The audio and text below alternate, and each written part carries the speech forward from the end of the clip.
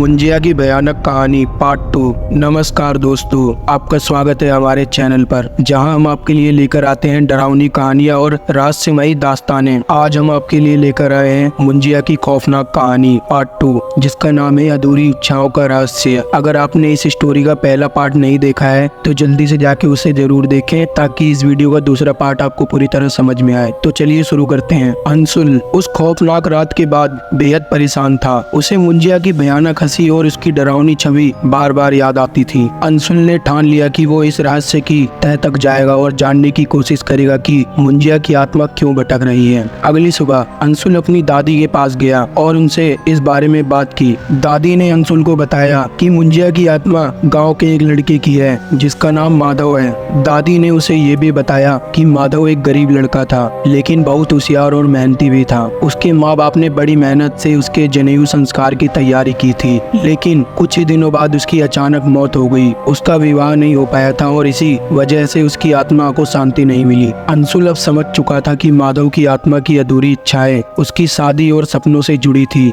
लेकिन क्या ये वही थी या कुछ और था। अंशुल ने गांव के सबसे बुजुर्ग व्यक्ति बापू काका से मिलने का फैसला किया। बापू काका ने बताया माधव का एक सपना था कि वह गांव में एक स्कूल बनाए ताकि गांव के बच्चे अच्छी शिक्षा पा सकें, लेकिन उसकी मौत ने उसके सारे सपने अधूरे छोड़ दिए। अब अंशुल को यकीन हो गया था कि माधव की आत्मा इसलिए भटक रही थी क्योंकि उसका सपना अधूरा रह गया था। अंशुल ने अपने दोस्तों और गांव वालों से बात की और फैसला किया कि वे मिलकर माधव का सपना पूरा करेंगे। गांव वालों ने एक छोटा सा स्कूल बनाने का निर्णय लिया जो कि माधव के नाम पर होगा। कुछ ही हफ्तों में एक स्कूल की नींव रख दी गई और धीरे धीरे माधव की आत्मा की परेशानियां भी खत्म होती दिखी। अंत में स्कूल का निर्माण पूरा हो गया और गांव वालों ने मिलकर उसका उद्घाटन किया। उस रात अंशुल ने पहली बार सुकून से सोने की कोशिश की, लेकिन सपने में उसे कुछ अजीब सा अनुभव हुआ। सपने में वह फिर से पीपल के पेड़ के पास खड़ा था, लेकिन इस बार वह डरा नहीं था। और फिर माधव की धुंधली परछाई सामने आई। उसने अंशुल से धन्यवाद कहा और तभी अंशुल की आंखें खुल जाती हैं और उसके चेहरे पर एक शांति थी। उसे पता था कि माधव की आत्मा को अब शांति मिल चुकी थी, लेकिन गांव के कुछ लोग अभी भी मानते थे कि पीपल के पेड़ के पास कुछ रहस्यमयी शक्ति बाकी है। अंशुल को एहसास था